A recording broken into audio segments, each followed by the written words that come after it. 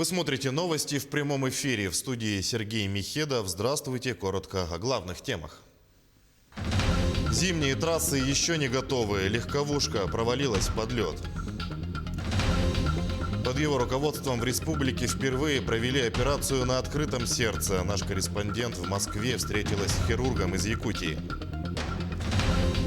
Спорт постепенно возвращается в приполярный город Удачный. Расскажем подробнее о режиме занятий.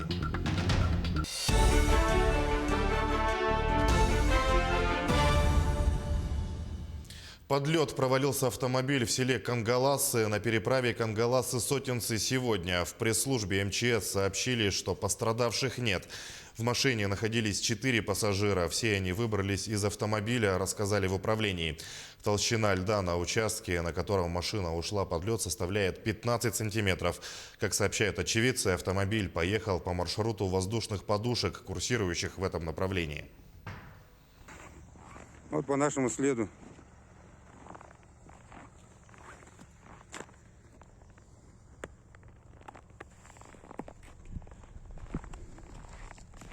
Насколько глубина, интересно.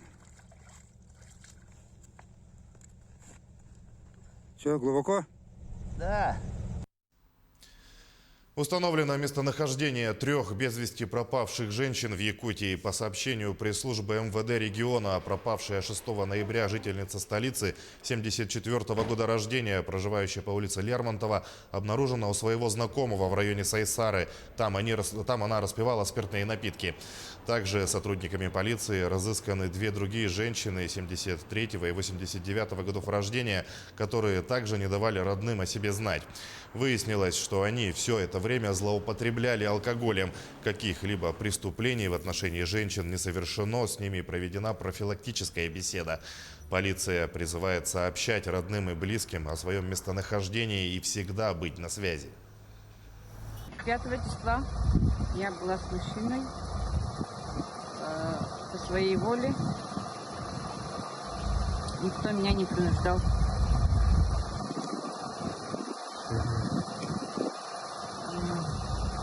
Злоупотребляла алкоголем.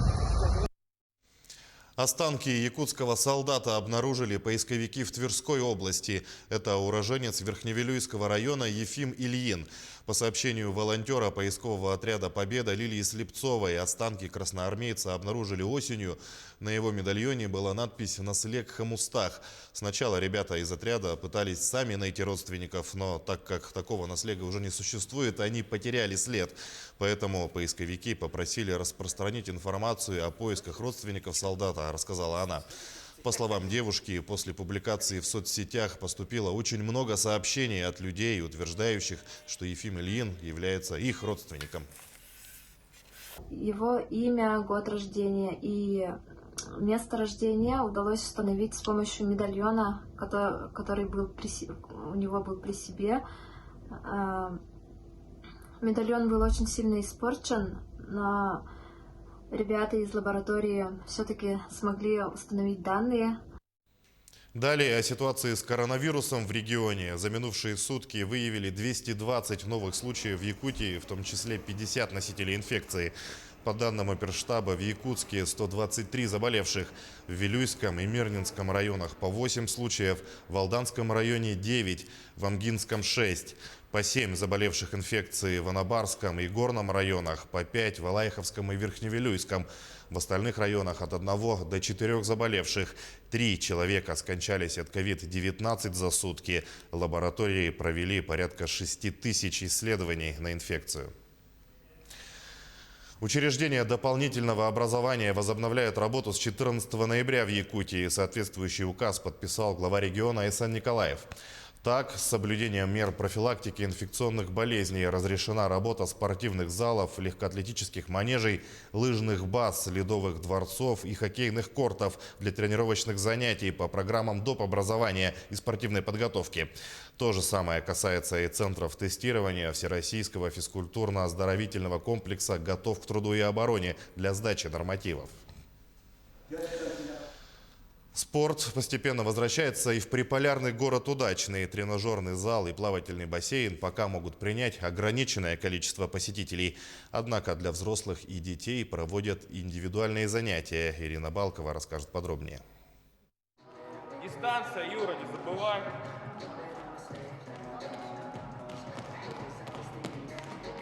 Здесь снова прыгают и бегают. Опустевшие во время пандемии спортивные объекты культурно-спортивного комплекса возвращаются к новой жизни. Только вот заниматься с инструктором индивидуально можно пока лишь в группе из 3 человек.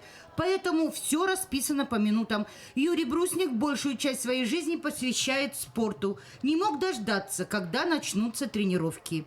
Пока нельзя было заниматься спортом в залах, нельзя было ходить на секции, я занимался дома. В школе преподавали физкультуру, я ходил на занятия, ходил на бассейн в школе также. Когда открыли, очень рад был, потому что уже наконец-то можно было не дома заниматься, когда тебя могли отвлекать родственники, а можно было заниматься в зале с тренером. И я так думаю, скоро уже откроются секции, я буду ходить на секцию. Меня тренирует Попов Вадим Игоревич, очень хороший тренер, понимает, сильно не нагружает и только хорошие качественные упражнения. Свободное посещение тренажерного зала разрешается только не более 12 человек одновременно. Сейчас посещаемость спортивного зала в день до 30 человек. Но количество любителей спортсменов растет, поэтому ежедневно инструкторам приходится корректировать время посещения, чтобы учесть пожелания всех удачницев. У нас можно записаться сейчас через приложение, которое работает на системе Android. Выбираете любую удобную для себя тренировку и записывайтесь. Можете на свободное посещение, либо через инструктора. В бассейне также проводят индивидуальные тренировки с группами не более 3 человек. В день по 6 занятий. Ну а желающих просто поплавать на дорожках не должно быть одновременно более 12. Вот так. А это поверхность. Вот так говорят. В период работы спортивных объектов соблюдаются все противоэпидемиологические требования. После каждого занятия помещение дезинфицируют. Ирина Балкова, Денис Сиротин, телеканал «Алмазный край». Мирнинская центральная больница получила еще 2 автомобиля скорой помощи. В этом году автопарк медучреждения пополнился 3 новыми машинами. Это реанимобили и 2 машины скорой помощи. В данных моделях автомобиля значительно снижен шум и вибрация в салоне. Также установлены аппараты ИВЛ.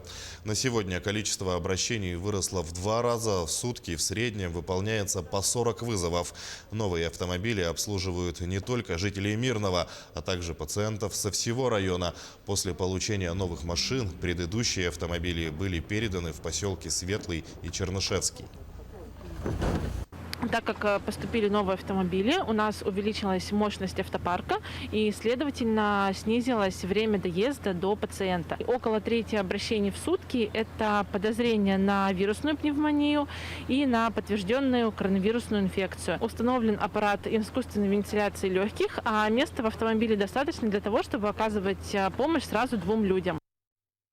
Ровно 20 лет назад в истории якутской кардиохирургии открылась новая страница. В Национальном центре медицины впервые провели операции на открытом сердце. Главным хирургом выступил академик РАН, заслуженный врач России, в то время министр здравоохранения страны, якутянин Юрий Шевченко. Моя коллега Исана Бурнашова встретилась с талантливым кардиохирургом в Москве. Подробности далее. Это около дома на Калевице. Деревянный черный дом такой, где я родился, рос. Вот. Но самое интересное, что тут недавно я узнал, дом, где я родился и рос, стоит медицинский центр, а к нему ведет дорога улица имени Пирогова Николая Ивановича. Такие совпадения – мистика. Никак иначе признается Юрий Леонидович. Он родился в 1947 году в Якутске, жил в доме на Кальвица. Там же, будучи школьником, прочитал рассказ Куприна «Чудесный доктор» о своем кумире Николае Ивановиче Пирогове. И тогда же решил, непременно пойдет в хирурги. Спустя 65 лет Юрий Леонидович не просто лидер медицины, президент и основатель Пироговского центра в Москве.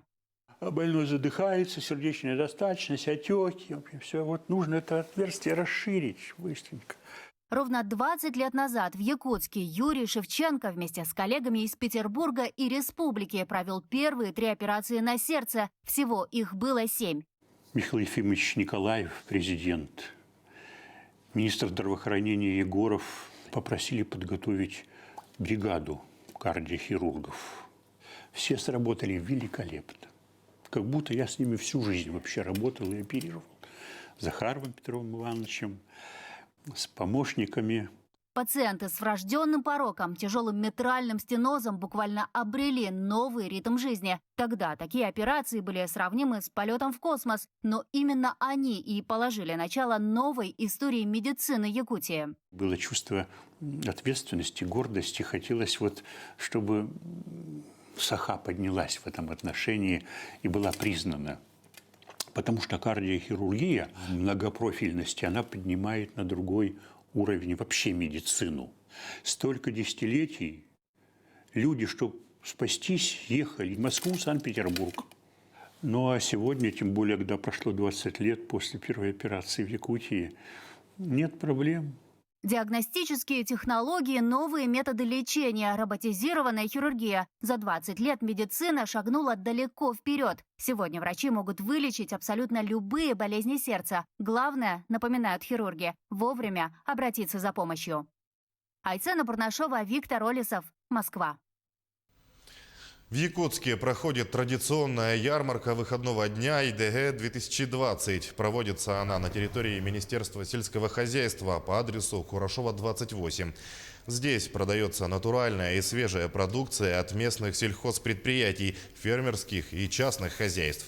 На ярмарке представлено чурапчинское мясо, свежие кобейские караси. Также местные кооперативы и фермеры представляют рыбу осеннего улова, масло, овощи, молоко, мед и многое другое.